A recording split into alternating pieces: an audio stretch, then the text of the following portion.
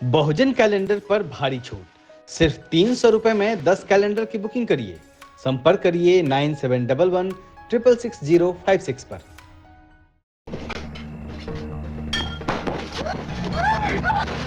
अगर चिल्लाए तो बोलो तुम लोग। रामोशी, तुम्हारी हत्या करना है। क्यों, मैंने तुम्हारा क्या बिगाड़ा? ये हमें नहीं पता। हमें सुपारी मिली है 1,000 रुपए की। अच्छा अच्छा, अगर मुझे मार डालने से रामोशियों का फायदा होता हो तो चलाओ कुलाड़ा, चलाओ ना, चलाओ। सावित्री, हमने इन्हीं लोगों के बच्चों के पढ़ाने का व्रत लिया है, उसे याद रखना और मेरे मरने के बाद भी उस काम को जारी रखना। क्या क्या कहा तूने? मैंने अपने पत्नी से कहा कि मेरे मरने के बाद शूद्रों के बच्चों को पढ़ाना लिखाने का काम बंद मत करना।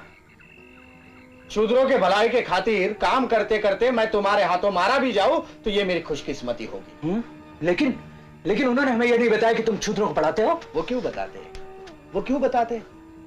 उन्होंने हमेशा तुम्हें ज्ञान पाने से दूर रखा और चोरी डकैती हत्या का काम करके पेट भरने को मजबूर किया।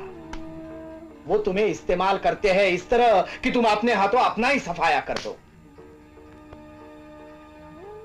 1,000 रुपये कब तक पूरे पड़ेंगे? क्या तुम्हारे बेटे नाती पोते तुम्हारी तरह अपराधी बने, पढ़ लिख कर इंसान न बने, जंगलों में छुपकर जिंदगी बिताए? 1,000 की रकम ज्यादा है या संतानों की जिंदगी? बोलो।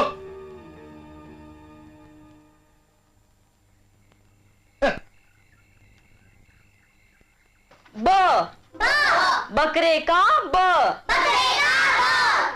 न नगाड़े का न,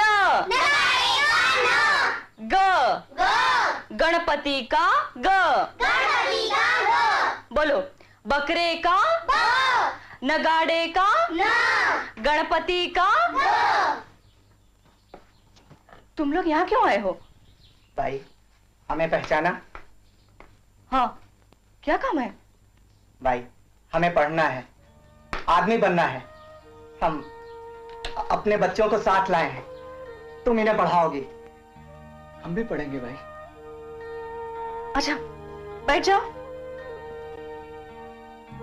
तुम भी बैठ जाओ और जो मैं बोल रही हूँ उसे दोहराओ। बोलो, बकरे का ब,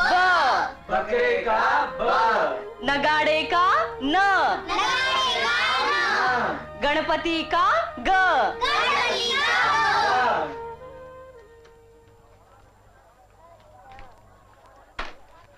सावित्री भाई। अरे सत्य गुरु जी, आप 2 दिन से पाठशाला में पढ़ाने नहीं आए? सब कुछ ठीक तो है ना? ठीक तो क्या, अब घर से पाठशाला तक जाना मुश्किल हो गया है। क्यों, क्या हुआ? कुछ लड़के मेरा पीछा करते हैं, गंदी गंदी गालियां बकते हैं, मारने की धमकी देते हैं।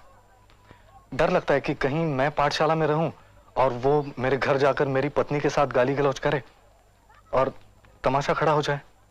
बड़ी आफत है वहां, वो अकेली। तब यही ठीक होगा आप पाठशाला में ना आए। जब तक मामला ठंडा नहीं पड़ जाता हम लोग संभाल लेंगे। नमस्ते। नमस्ते भाई। एक और बात थी। क्या बात है, कही है? मेरे एक मित्र हैं, बहन उनकी विधवा है। उसके यहाँ एक बखेड़ा खड़ा हो गया है, वो मदद चाहते हैं। कैसा बखेड़ा? अब ये सब सड़क पर कैसे कहूँ? आप मेरे साथ उनके यहाँ चलेंगी? मैं घर पर कह के नहीं आई हूँ। नहीं, ज्यादा देर नहीं लगेगी, यहीं पास ही में रहते हैं वो लोग। मैं आपको बाद में घर पहुंचा दूंगा। चलिए चलिए भाई।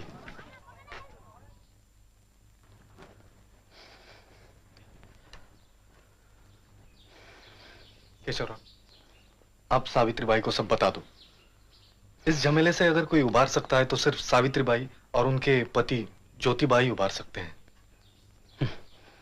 चुल्लू भर पानी में डूब मरने वाली बात है। वो सब छोड़ो, अब सावित्री बाई को सब बता दो। क्या बताएं विष्णु पंत? बाई, मेरी बहन काशीबाई 2 साल पहले विधवा होकर घर लौटी। उसके बाद हमारे ही एक रिश्तेदार ने यहीं इसी घर में, अब उसके पांव भारी हैं। कुछ समझ में नहीं आता क्या करें। घर के सब लोगों के होश उड़ गए हैं। सावित्री बाई, कभी कभी ऐसा लगता है ये मर क्यों नहीं जाते। नहीं, ऐसा मत कहिए। हमें काशी बाई की मदद करनी चाहिए। कैसे मदद करें? पुणे से बाहर हमारा कोई सगा संबंधी भी तो नहीं है कि उसी के यहाँ भेज के चुपचाप बच्चा जन्मा दें। मैं उनसे बात करती हूँ, कोई ना कोई रास्ता वो जरूर निकालेंगे। कुछ भी हो, हमें इस संकट से बचाइए। हम आपका एहसान कभी नहीं भूलेंगे। मैं काशी बाई से मिल सकती हूँ? आप उससे मिलना चाहेंगे? हाँ, उनसे मिले बगैर कुछ भी नहीं किया जा सकता। लेकिन आपको एतराज तो नहीं है ना? नहीं नहीं, उनको क्यों एतराज होगा। आप जाइए, मिलाइए। जाइए।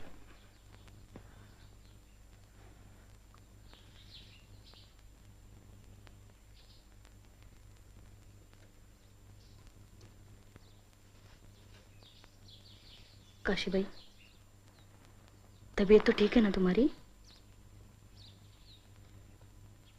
मैंने तुम्हारे भाई से बात की है। मैंने उन्हें बताया है कि मैं तुम्हारी और तुम्हारे होने वाले बच्चे की मदद करूंगी। एक चीज को समझ लो काशी भाई, मैं तुम्हारे परिवार को बेइज्जती से बचाने के लिए कुछ भी नहीं कर रही हूं, ना उस मर्द के लिए भी। मैं जो कुछ करूंगी वो तुम्हारे लिए करूंगी। मैं तुम्हारी मदद करना चाहती हूँ।